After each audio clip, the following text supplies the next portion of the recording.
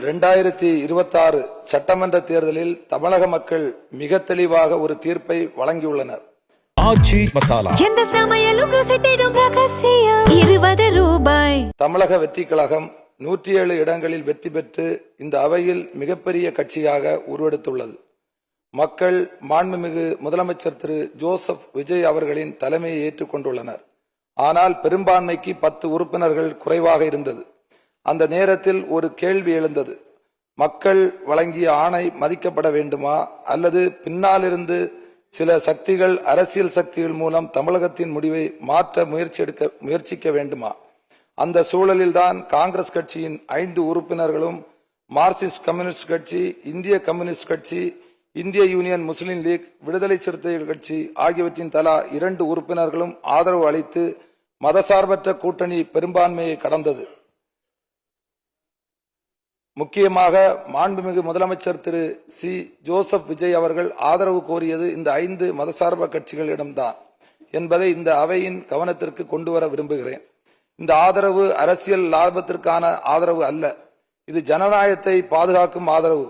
இது தமிழக மக்களின் தீர்ப்பை மதிக்கும் ஆதரவு. இது தமிழ்நாட்டில் பாஜகவின் மறைமுக ஆட்சியை அனுமதிக்க கூடாது என்ற உறுதியின் அடிப்படையிலான ஆதரவு. தமிழகம் எப்போதும் மதசார்பற்ற அரசியலின் மண். இந்த மண் வெறுப்பு அரசியலை ஏற்றுக்கொண்டதில்லை.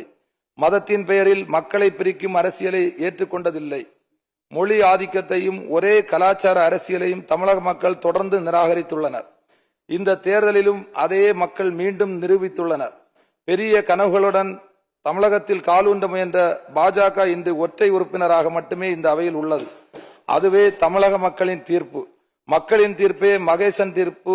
மக்கள்தான் எஜமானர்கள் என்று பெருந்தலைவர் காமராஜர் கூறியதை இந்த நேரத்தில் நினைவுகூர விரும்புகிறேன். பெருந்தலைவர் காமராஜர் இந்த மண்ணுக்கு என்ன கற்றுக் கொடுத்தார்? எளிமை, நேர்மை, அதிகாரத்தை அல்ல, மக்களை மையமாக கொண்ட ஆட்சி. கல்வி இல்லாத குழந்தை இருக்கக்கூடாது என்று பள்ளிகளை திறந்தவர் காமராஜர். பசி இருந்தால் கல்வி வராது என்று மதிய உணவு திட்டத்தின் விதையை விதைத்தவர் காமராஜர். அதிகாரத்தில் இருந்தபோதும் ஆடம்பர வாழ்க்கையை தேர்ந்தெடுக்காமல் மக்கள் மனதில் வாழ்ந்த தலைவர் காமராஜர். அதனால்தான் இன்று வரை அவர் பெருந்தலைவர் என்று அழைக்கப்படுகிறார்.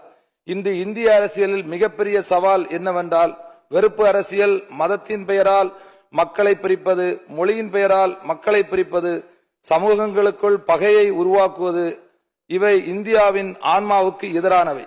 எங்கள் தலைவர் மாண்புமிகு ராகுல் காந்தி அவர்கள் தொடர்ந்து ஒரு விஷயத்தை வலியுறுத்தி வருகிறார். இந்த நாட்டில் அன்பு வெல்ல வேண்டும், வெறுப்பு அரசியல் தோற்கடிக்கப்பட வேண்டும். அதனால்தான் இந்தியா முழுவதும் அவர் ஒற்றுமைக்காக பாத யாத்திரை மேற்கொண்டார்.